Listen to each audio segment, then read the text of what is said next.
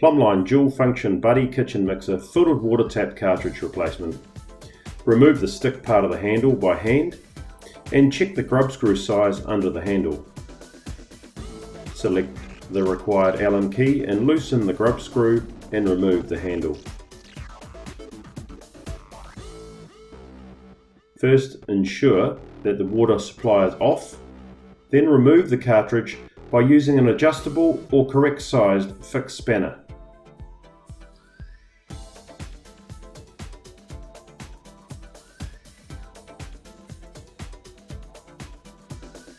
Be careful not to scratch any finishes when carrying this out. Check the cartridge and O-ring seats to ensure there is no debris. Reinstall the cartridge and tighten. Do not over tighten.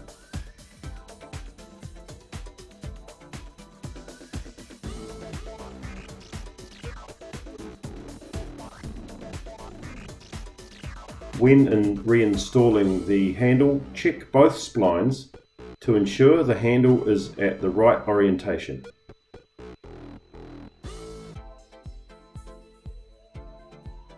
Do up the grub screw by using the Allen key. Reinstall the stick part of the handle hand tight. Thanks for watching.